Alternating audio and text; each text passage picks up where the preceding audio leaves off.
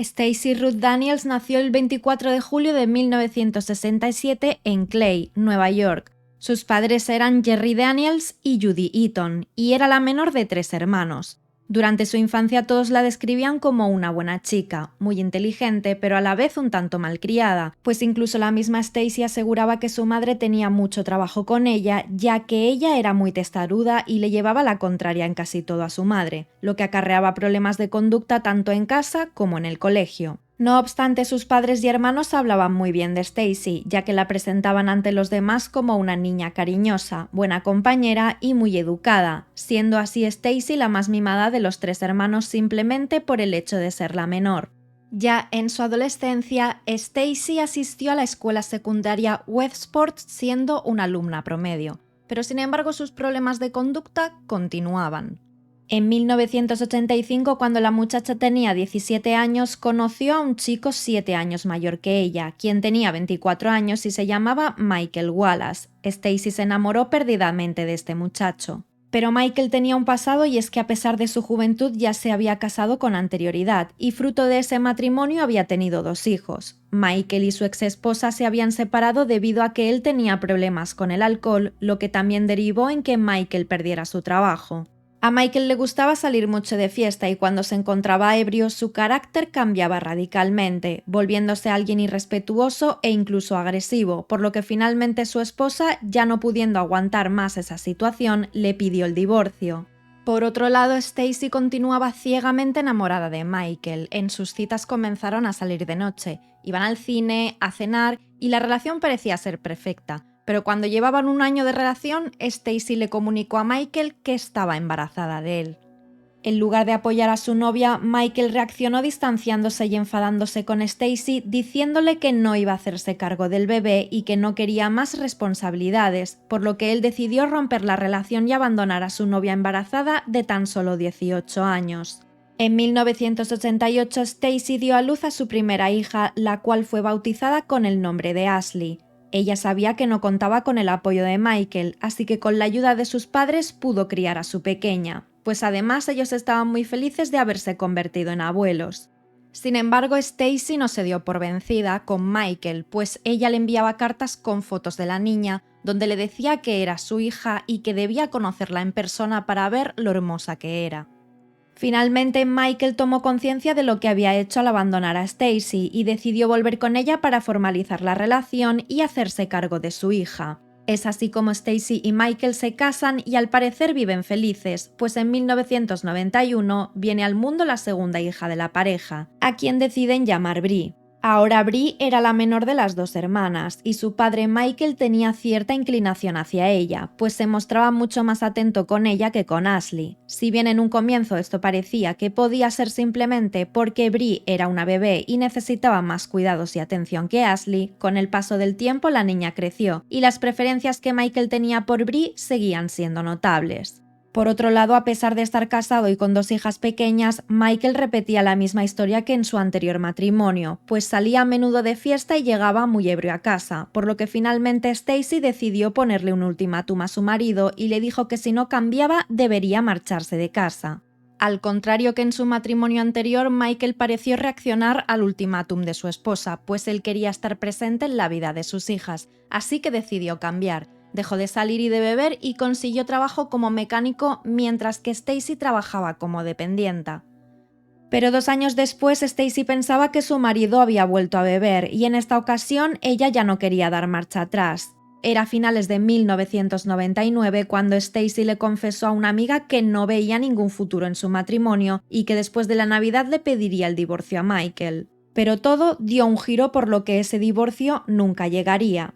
A principios de Navidad, Michael decidió acudir a su doctor pues se encontraba mal desde hacía un tiempo. Esto era algo que ya había comentado con amigos y familiares, con quienes se quejaba de constantes mareos, dolores de cabeza y de tener la tensión demasiado baja. Como si estuviera bebido pero sin estarlo, pues al parecer llevaba algunas semanas sin probar el alcohol. No obstante, en las pruebas médicas que le realizaron a Michael, los especialistas no pudieron encontrar nada en concreto, por lo que no le recetaron medicación alguna y lo enviaron de nuevo a casa. Pero Michael siguió yendo a su médico en varias ocasiones, pues no mejoraba, por lo que la situación se repetía ya que los médicos nunca encontraron nada fuera de lo normal y no podían dar con un diagnóstico.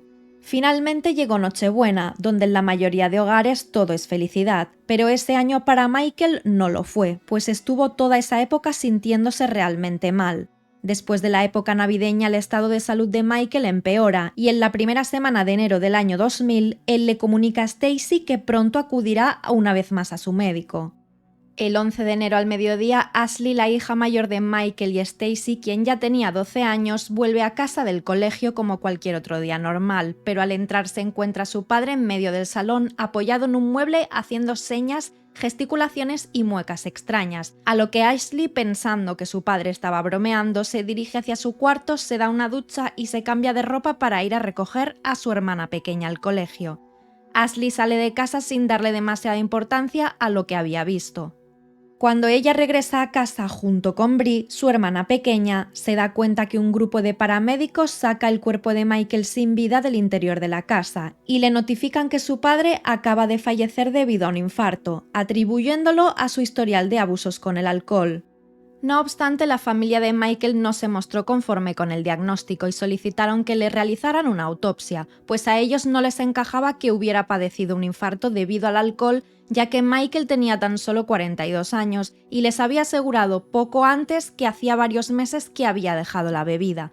Pero Stacy decía que eso era falso y que Michael continuaba bebiendo alcohol ocasionalmente, por lo que la familia insistió en solicitar la autopsia. Sin embargo, Stacy se negó alegando que como su esposa, ella tenía derecho a dejar que el cuerpo de su marido descansara en paz.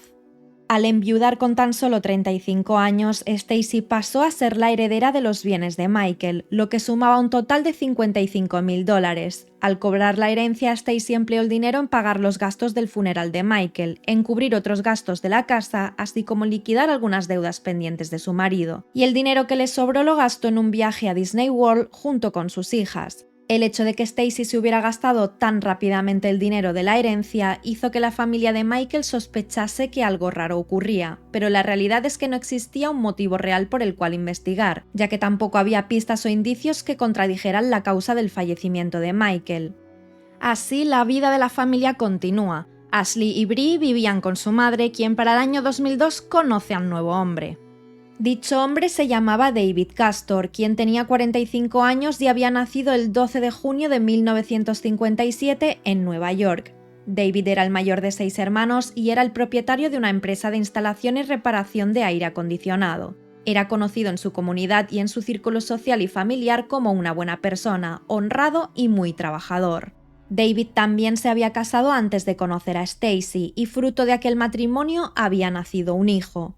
Cuando era un muchacho, era de carácter público que David solía ser algo celoso, pero no se trataba de nada alarmante, pues simplemente era un rasgo de personalidad y no tenía tendencias agresivas ni impulsivas. Pero en el año 1987, cuando tenía 30 años, David sufrió una conmoción cerebral y su personalidad cambió radicalmente. Después de una larga terapia consiguió recuperarse, pero su carácter había cambiado y había pasado de ser un hombre amable a ser alguien que hacía comentarios hirientes sin remordimiento alguno. Si algo no le gustaba lo decía sin tapujos y sin importarle cómo le podía sentar eso a los demás. A su vez, sus celos se incrementaron notablemente y la vida con su esposa e hijo comenzó a ser muy difícil para ellos, por lo que la mujer de David decidió abandonarlo en enero del año 2000. Pero Stacy vio en David a un buen hombre con el que estar y que se convirtiera en el padrastro de sus 2 hijas.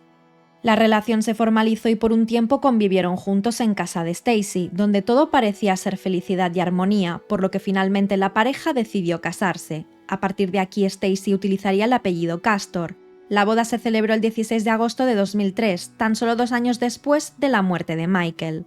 Stacy y sus 2 hijas se mudaron a vivir con David en su casa de Liverpool, una villa ubicada en el condado de Onondaga, en Nueva York, pero al poco tiempo de vivir en casa de David, Stacy y sus hijas se percataron de que él mostraba un comportamiento muy diferente, ya que ahora era un tipo temperamental y muy estricto. El hecho de que las niñas, Ashley y Bree, ya fueran adolescentes tampoco hacía que la convivencia fuera fácil, ya que en esa época es natural que florezcan algunos rasgos rebeldes, y eso sumado a que ellas eran conscientes de que David no era su padre sino su padrastro, hacía que las muchachas se resistieran a acatar sus órdenes.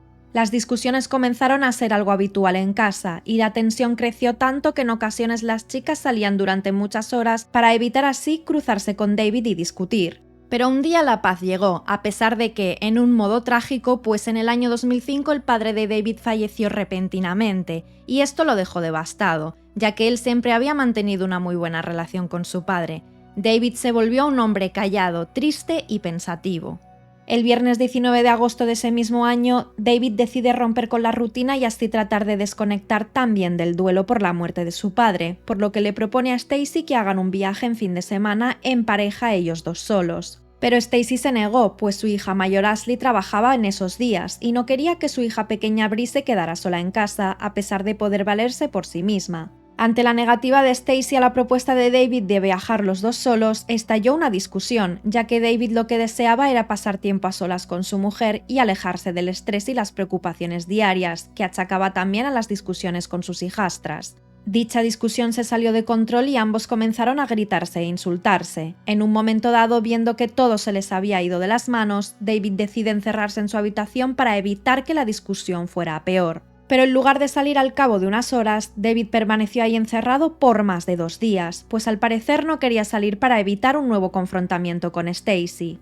El lunes 22 de agosto, mientras Stacy trabajaba, decidió llamar por teléfono a David desde la oficina, pues estaba preocupada ya que no había hablado con él desde el viernes que habían discutido. Pero llamó varias veces y él no le respondió al teléfono. Extrañada y asustada, Stacy decidió llamar al servicio de emergencias y notificar de lo que estaba ocurriendo.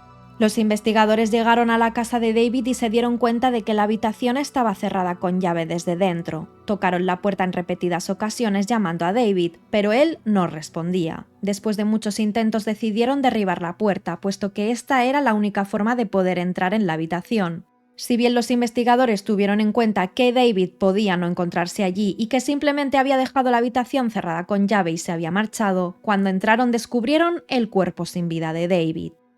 El cuerpo de David se encontraba en la cama y, al igual que las sábanas, estaba cubierto de sangre. También su boca tenía rastros, lo que indicaba que David había vomitado sangre antes de fallecer.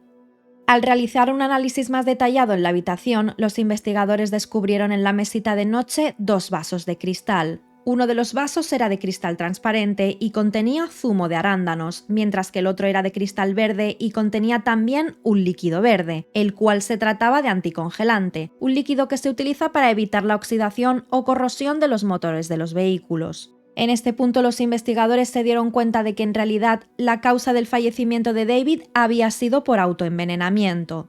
En la misma mesita también se encontraban 2 botellas, una de ellas era de zumo de arándanos de la marca Ocean Spray. Sobre la mesita también había un teléfono, que era el que a Stacy había estado llamando repetidamente durante esa mañana. También se encontró en el suelo, muy cerca de la cama, la botella de anticongelante, pero lo extraño era que dicha botella estaba justo sobre una mancha de sangre, mientras que la botella estaba limpia y no tenía rastro alguno, por lo que era fácil deducir que la botella de anticongelante había sido puesta ahí después de producirse la mancha, es decir, después de que David ya había fallecido.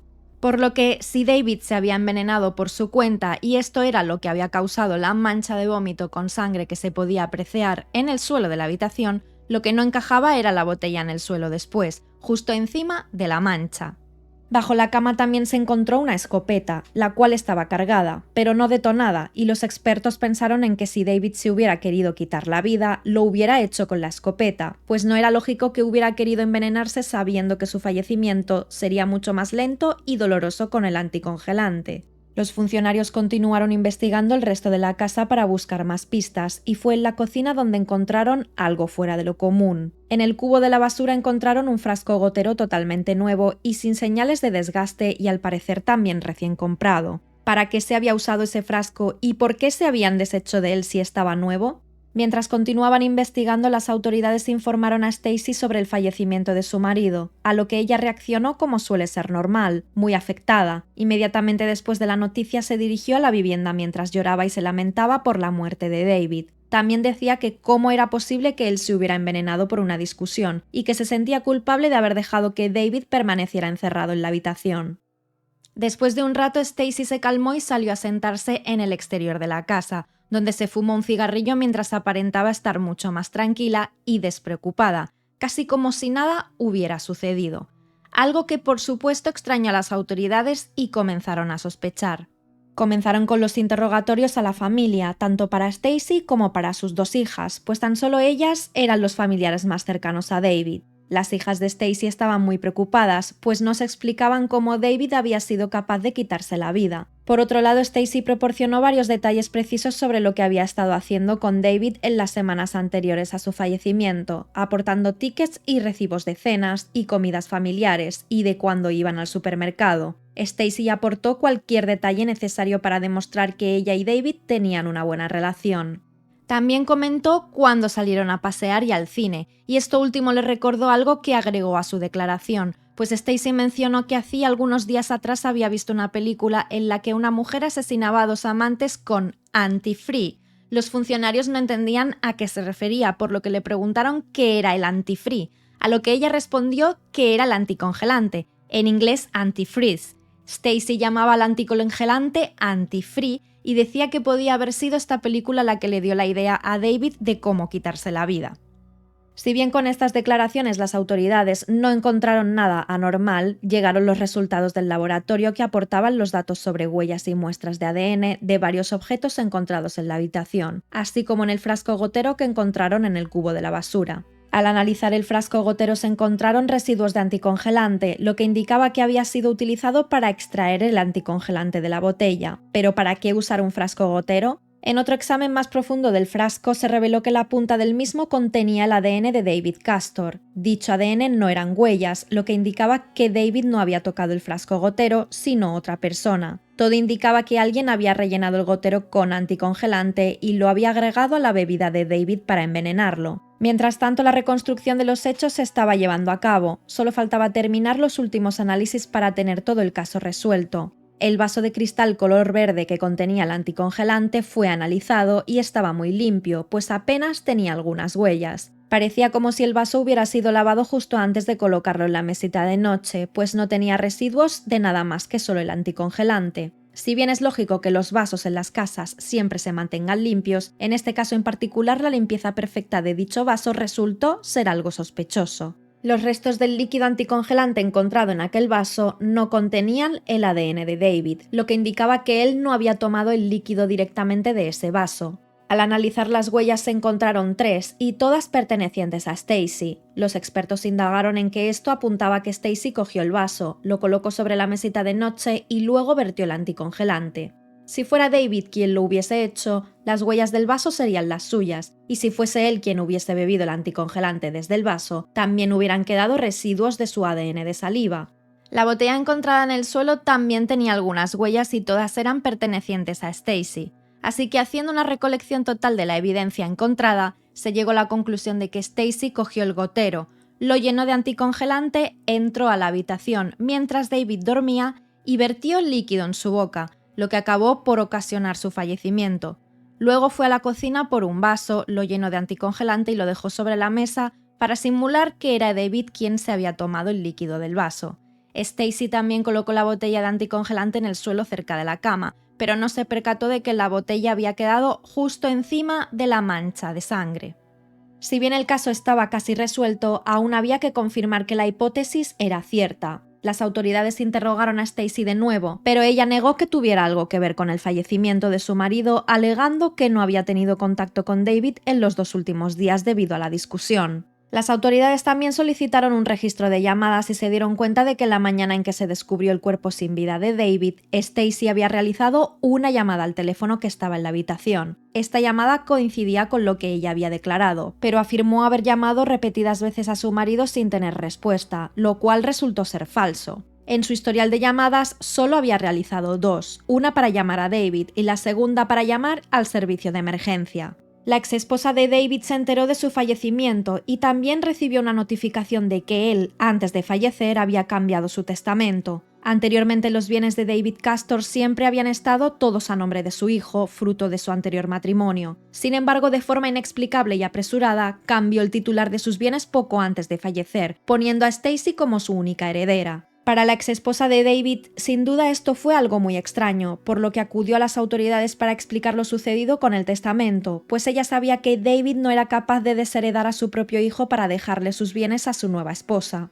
Al analizar y comparar ambos documentos, los investigadores se dieron cuenta de dos cosas que resaltaban a simple vista. Una era que todos los testigos que asistieron para la firma del Nuevo Testamento eran amigos de Stacy. También pudieron percibir algunos cambios en la firma de David en su Nuevo Testamento, ya que apenas se parecía a la firma de su primer testamento.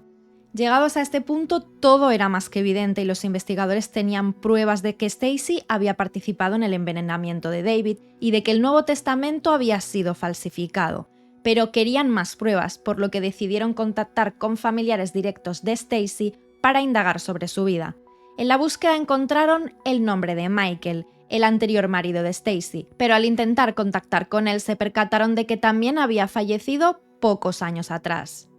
El caso cada vez se enturbiaba más, pues con cada paso que daban los investigadores, con más mentiras se topaban. Pero pronto todo se aclararía. Las autoridades hablaron con el médico que en el pasado atendió los problemas de salud de Michael para saber la causa de su fallecimiento, y este les indicó que la causa había sido por un paro cardíaco, pero que muchos meses antes de fallecer, Michael acudía a la consulta quejado de constantes mareos, vómitos y otros síntomas. Los expertos que estaban cubriendo el caso se percataron que los síntomas que tenía Michael antes de fallecer eran los mismos que podían causar un envenenamiento por anticongelante. Claramente todo apuntaba a Stacy, por lo que las autoridades la llamaron de nuevo para declarar, pero ella continuó mintiendo y negándose a responder a muchas de las preguntas que le hacían. A pesar de estar sometida a la presión del interrogatorio, Stacy seguía afirmando no haber tenido nada que ver con el fallecimiento de sus dos maridos. Sin embargo, después de mucho insistirle, Stacy comenzó a estar estresada. Cuando una vez más las autoridades le preguntaron si era ella quien había colocado el anticongelante en el vaso de cristal verde que estaba en la mesita de noche, ella dijo: «Bueno, yo sí coloqué el anticongelante, digo, el zumo de arándanos en el vaso». Este fue un ligero cambio de palabras que se escapó de su boca, pero que corrigió rápidamente.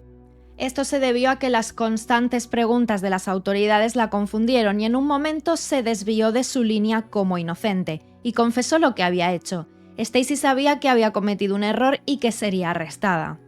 Si bien Stacy no había sido arrestada, era la principal sospechosa por el envenenamiento de David, por lo que las autoridades la dejaron ir, pero comenzaron a vigilarla muy de cerca para evitar que intentara escapar de la ciudad. Mientras tanto recopilaban todas las pruebas necesarias para solicitar una orden de arresto, además de juntar más declaraciones y cualquier cosa que pudiera acelerar el curso de la investigación. Pusieron escuchas telefónicas en la casa de Stacy, así como cámaras con vistas a la vivienda y a las tumbas de sus dos maridos, pues Stacy había solicitado que enterraran uno al lado del otro. Si Stacy decía la verdad sobre el amor que profesaba hacia sus dos difuntos esposos, obviamente acudiría a visitar sus tumbas, pero nunca los visitó. Pasaron 2 años y los investigadores decidieron exhumar el cuerpo de Michael Wallace, el primer marido de Stacy, para realizar un examen de toxicología, el cual dio positivo y determinó que Michael también había fallecido por envenenamiento con anticongelante.